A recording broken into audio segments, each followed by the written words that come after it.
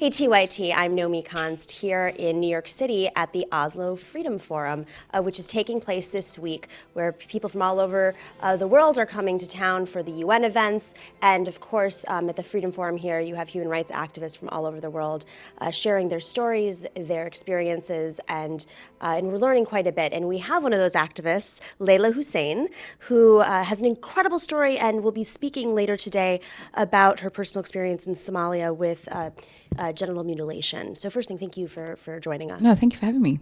Leyla, this is a horrific occurrence that is continuing to happen in 2017. And I think when those who are unfamiliar with genital mutilation hear about it, it is so shocking that it's hard to believe, even with the light being shone on it now, it continues to occur. Yeah.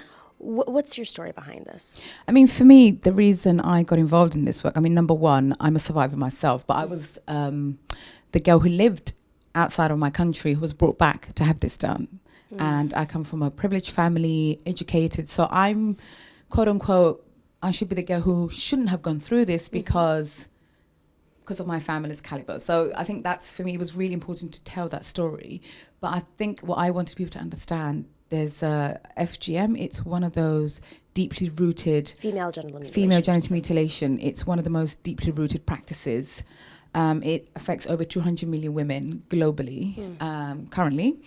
And for me, it was, at the age of 7, came back to Somalia. Because before that I grew up between Italy and Saudi Arabia actually as a child. So it was time for me to actually go to school. So my mother actually wanted us to come back home and actually settle there. And obviously this is something that you go through. And I remember actually undergoing this practice at the age of 7. My sister was 5 at the same time, and my cousin, who she must have been 6. Yes, I was the oldest. And I remember when it happened, obviously, it's extremely painful. And even though I consider myself to be one of the lucky ones, because I didn't have the worst type. But I always want people to understand it was never which type I've had. It was the violation that takes place before the cutting happens. So I always say it's the grabbing of the child, pinning them to a table, spreading their legs apart. Before any cutting happens, for me, it was, there was a lot of violation that took place before then. I always want any platform that I speak on to focus on that, not necessarily the cutting aspect. So I'm like, that's a lot of other, horrible stuff. Who does it? Is it ceremonial? Is it religious? What's the background behind this? I mean, historically, female genital mutilation, historically, it's from the pharaonic times. And the reasons it's practiced, people will say it's religious, it's cultural. I mean, none of the holy books mention FGM, and it's practiced amongst all religions. So it's not one particular religion. And it's practiced amongst those who don't even have a religion. So you see atheist communities who don't have any religion practicing FGM. So it's practiced by many people. But the reasons people give you say it's religion or culture or identity. I even heard people say it looks cleaner and it looks more beautiful. But fundamentally, the reason FGM is practiced is to control women's sexuality and is to control their bodies. And where in the world that doesn't exist? So I always say FGM is part of a menu. There's a global menu of how do we control women's bodies? How do we oppress women? You go through this menu. There's child marriage. There's domestic violence, rape, FGM. It's just on that list. So for me, as a campaigner, again, it was trying to bring, because FGM was treated as a separate issue for many, many years. For me, it's actually saying it's not anything different. It should be part of this conversation. And it's happening to children fundamentally. So children who did not consent, for one. And the idea that we're touching children's genitals absolutely disturbs me. And I was I would say I was the first campaigner to come out and say, actually, can we stop calling it cultural practice or religious practice? Let's call it for what it is. It's actually one of the worst forms of child abuse. I think it's a form of sexual abuse. I feel it's a form of sexual assault against children, because cutting a child's genitals and touching their genitals, to me, is one of the worst forms of violence you can commit. Who is actually doing mutilation? The people who are doing it, it varies. So in rural areas, communities who live in rural areas, it's usually an elderly woman who's never been to school. She doesn't know how the anatomy even works. So you can imagine the damage that could happen to those girls. as crazy as this sounds, I was the lucky one because of my family. I had it done the 5-star version. I had a doctor, we had a nurse looking after us. Wow. Because my parents, well, Your parents chose to do this, or not my parent. Well, it was my mother, because my dad's family actually didn't practice FGM. So my mum did this behind my dad's back. Wow. Because because for her it was really important that we were accepted into society. How do they know? They don't physically check you, but it's a conversation. And I remember this. My first day in school, the school teacher introduced me as a girl who came from the diaspora. So you already have that stigma on you. So I remember the kids coming up to me in school saying, "Oh, have you been through this?" And I said, yeah. And their reaction was like, "Okay." And I can hear them to the crowd, "We can play with her now." And as a 7-year-old, that's what you care about the most. What's you want the other fear people to play with you. of talk? Is there a It's myth that's virginity. propagated? Okay. When I say it's control women's sexuality, the idea is myself and 200 other million women were cut so we can be virgins for our future husbands, apparently. And sadly, that's not actually true. And when this occurs, because you said there's many different forms of FGM, how does the husband bring these? Okay, so we'll walk through the different versions because that's probably a better way of going through this. There's a form where the child is sewn up. So there's type 1, which is the pricking. There's type 2, where they cut the tip of the clitoris and they put 2 stitches on your small labia. And there's type 3, which is one of the worst forms of FGM. So they remove the whole labia, large labias, and then the small labias are removed. The clitoris is totally removed. And what they do, they'll stitch from top to bottom. You're left with a very tiny, small opening. You can't even put a matchstick through sometimes. So you're expected to urinate, menstruate, intercourse, give birth at some point. But it's like you've been locked up. And then when they get married, these children eventually do get married. They do get married. But what happens for some communities, they usually go back to the woman who cut them, so she opens them up again. Okay. But majority of the time, your husband has to force himself on you. And a lot of the women end up with 3rd-degree tears. Because what you have to understand, the whole point of this, sex is not for women. That's the whole point. Women are just there to bear children. That's our job. And the idea of being sexual beings, it's why this actually happens. And I think I would like to I want to make something clear to the audience, and that's not true. Women do, even after undergoing one of the worst forms of FGM, because my background, I'm actually a psychotherapist. I work specifically with FGM survivors on mental health. And when the women get the right support, they do actually experience orgasm. And it depends on the partner that you have, getting the right support, because the clitoris organ is actually still inside. Wow. The reason they don't enjoy sex is not necessarily physical, it's more psychological. Because the first time anyone has ever touched their genitals was a traumatic experience. And that's what they bring into the relationships all the time. And this is what we teach the women in our clinic. So you are now an activist, and you had mentioned that your mother was the one who made this decision. At what point in your upbringing did you realize this is inhumane, I need to take action, we need to actually continue to campaign against this? So I think only 3-4 years later after I was cut, the Civil War happened, moved to the UK. So I basically lived in the West most of my life, and I think the assumption people make is I should have known it was wrong. I actually didn't know it was wrong until my daughter was born. So I have a daughter who's 15, and I was 21 at the time when I had her, and it was only a few months after I gave birth to a health professional who I saw, obviously noticed my appearance, that I was Somali, and the first question she asked me, she said, how was your pregnancy? And I said, oh my God, I hated it. It was horrible. I didn't like it. I don't think I'm going to have any more kids. By the way, I still haven't had one, which is very rare for Somali women. Like, we pop babies out, but I'm so traumatized by the whole experience. And then she said to me, oh, can I just check? I know you're from Somalia, and I know 98% of Somali women, 98% of Somali women have undergone this practice.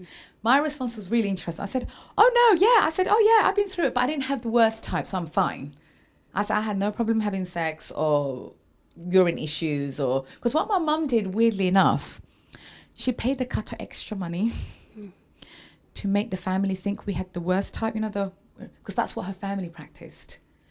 So in a way, in a very weird way, my mother was trying to protect us physically. It was a form of bribery against... Yeah, well, she had a doctor. She could tell him exactly what to do, but he wasn't allowed to speak about it. Okay. Me and my sister only found out years later because we were actually kind of groomed into this idea. We thought we had type 3, but we really didn't. And my mum would always, when I first found out, my mum said to me, trust me, Layla, you would have known if you had type 3. Number one, you would have urinated for like 20 to 30 minutes. During your menstrual cycle would have been a nightmare. Sex would have been extremely painful. So I said to the nurse, I said, oh, no, I didn't have any problems. I'm fine. It's great. It's not. And then she goes, what was your pregnancy like? She came back to that question. And I said, oh, I hated it because I got really depressed. And I said, I hated every time they vaginally examined me. And then that's when she actually said to me, actually, the reason that was so difficult for you, you were experiencing flashbacks. Trauma. She goes, and it was like, shit, oh God. I was like, oh my God. So it was a health professional again coming at me with a metal. It brought everything back. And I literally used to pass out. I would black out. I would always have someone waking me up every time I was examined. That's what I hated. Like, I literally hated it. And it was that moment I realized, okay, something's really wrong here. And this particular nurse, she brought me back to her clinic a few times. We had 2-3 sessions where we talked about this. And that's when I made a decision. I was like, oh my God, my daughter's not going to be cut. For me, that was really a pivotal moment. Because, and it was done in a very extremely safe space. I never felt judged by her. She didn't scare me or attack me. She really took the time to teach me about my body first. And that's what it was. She didn't say to me, FGM is wrong. I mean, she just gave me the information. This is what happened to you. And I thought, okay, that doesn't make sense. And then that led me to... Funnily enough, even though my family practiced FGM, I actually come from a family of campaigners. My grandmother comes from a generation of women, and there's a really famous picture in Somalia when the African-American activist Angela Davis was arrested in the US. My grandmother was one of the women who organized a protest in Mogadishu in Somalia to free, and my mother was one of the kids in that protest. So I come from that kind of family. Right. So it backfired because I started questioning her practice. And I mean, by then my mother was against it because she realized it had nothing to do with her religion. And by then my mum was devastated that she did this to me and my sister. Is there a sea change happening in Somalia? Are families resisting, or is the practice just as common as it used to be? Well, FGM is obviously practiced from Russia to Colombia. Right. It's a global issue. Right. I guess Somali women have been at the forefront of this campaign because I think 98% of our women in Guinea. It's like 98, 97, I think. Are things changing? Attitudes are starting to change. Absolutely. In the Somali community, you can actually talk about this subject. In certain communities, you can't even bring it up till now. Like, you're not even allowed to have these conversations. You have to make up some other story to get yourself in those spaces.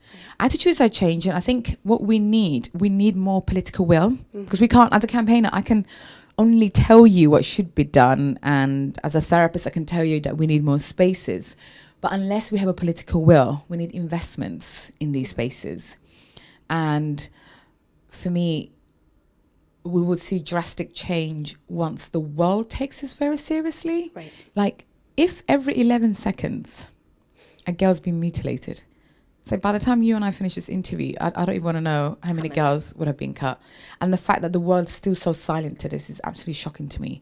However, I'm not surprised. The world's always silent to any issues that involves women and children. Women, we come right at the back burner of everything. And if you're from ethnic minority groups, it's even worse. Right. Yeah, that's really fundamentally why we are still trying to push this at the forefront. The United Nations, I mean, they have a commission that deals with women and children. Have you seen any sort of movement, even if it's just a political They have great campaign? statements at the United Nations.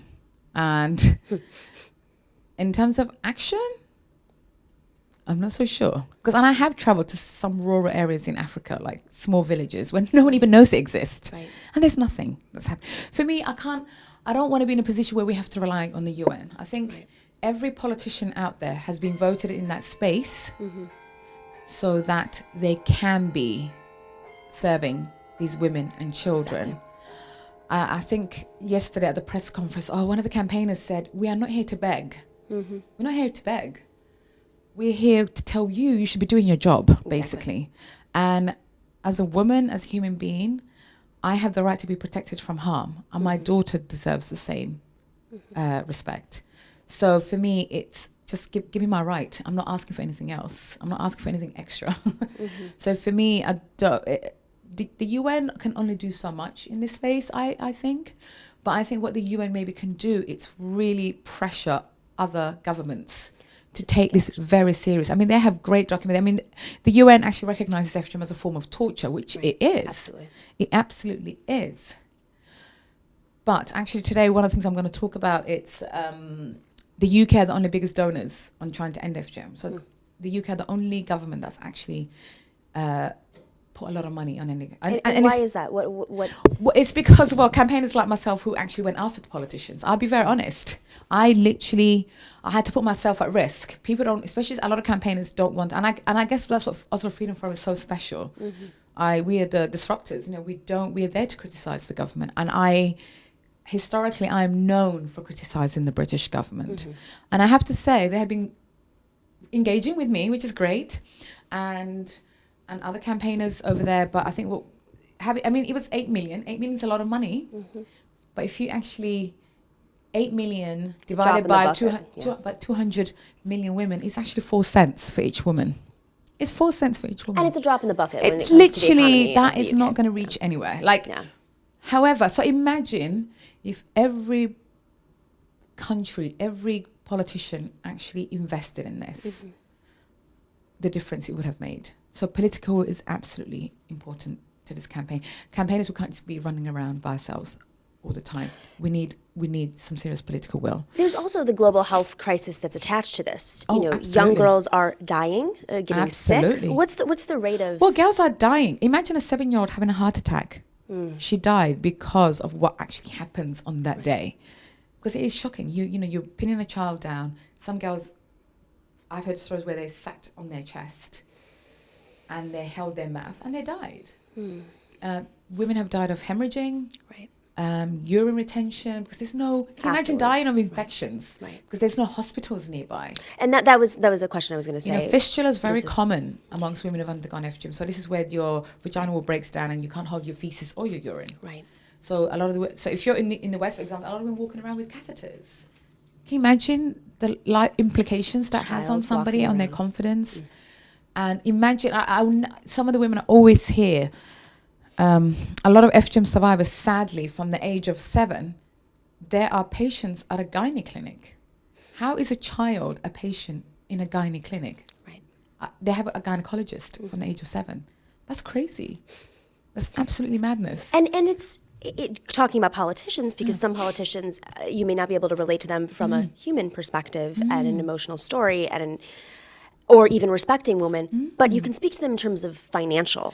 Absolutely. And this is a cost. And exactly. I think they physically need to come out and say something. Right. You can't just throw money at people. You really need to stand by why you've invested in this. I think there has to be a strong stand. I mean, the fact that we're watching children being cut as we speak, to me, it's absolutely crazy. Right. Like, even as I say it, it's like, I know girls are being cut right now. Every 11 seconds globally. Yeah. And in what countries right now are actually making more progress? More progress? Kenya happens to be at the forefront of this work. Actually, I actually brought in couple of my colleagues. Kenya, the head of the girl generation, so she leads the biggest global movement. This is the movement that the UK government has funded in. Okay. And Kenya, and I go there often now, there's something in the air, not just around FGM, there's the issue around gender. It's openly spoken about. And that's what you have to do. When you talk about FGM, you have to talk about gender, sexuality, and religion. Because people feel they don't want to talk about religion, they don't want to talk about gender, and we need to talk about sexuality, because this is about controlling women's bodies and controlling their sexuality. And Kenya is really at the forefront. We're seeing great impact in Gambia at the moment. I know there's a movement that just kicked off in Guinea. We know the Bora Muslim women in India, and there's actually a big community here in the US. I mean, the biggest diaspora community who are living with FGM live here in the US. States. Yeah. I think Washington, D.C. has the highest women of women. Somali population. Okay, so it's not Somali. No. Oh. No. I don't want. But they do have a very large Somali population in Washington, D.C. Side note. Oh, sorry. No, That's okay. Because the only reason I said that, there's an assumption FGM is practiced by Somalis. Right. Yes. Yeah, and I don't want, because a lot of the women always come back to us and say, oh, no one thinks we go through it, so we need to make sure everybody else is mentioned. Yeah, so I just want to make that clear. It's not just Somalis. So what, for our audience who might be learning about this right now and wants to take action, what can they do from their homes? So good question. So I would urge all the anyone who's watching this to go on the Girl Generation website. So this is basically the biggest global movement, and please register. So and actually somebody said yesterday, you know what, if you don't have money, please give us your time, and if you don't have time, please, you can actually use 140 characters Twitter to show your support. Exactly. And please follow the Dahlia Project. This is a safe space that we created for women and girls who've experienced FGM. Because remember, a lot of the, like I said, I always go back to my own experience. A lot of us didn't know this was abuse. Right. So the Dahlia Project, it's one of the first counselling services where the women finally recognised this was abuse. I think we need those spaces. Yeah, so that'd be great. And if you're in New York tomorrow, we have an exhibition at the Rogue Space in Chelsea. So I myself and an amazing photographer called Jason Ashwood, who's a really good friend of mine. We took most beautiful images of women around the world who are FGM survivors, but they're seen in a beautiful light, and you get to see their stories as well. And we also photographed ex-cutters for this particular exhibition to see how these ex-cutters changed and now work in the community. And you'll get to see images of fathers who stepped up to protect their daughters from this. So we wanted to acknowledge and pay a tribute to all these amazing campaigners. So it's not just me, there's loads of other ones. So come out and learn about them as well. Leyla Hussein, thank you very much for having your time me and sharing your story, and obviously your activism as well. Thank you. Thank you.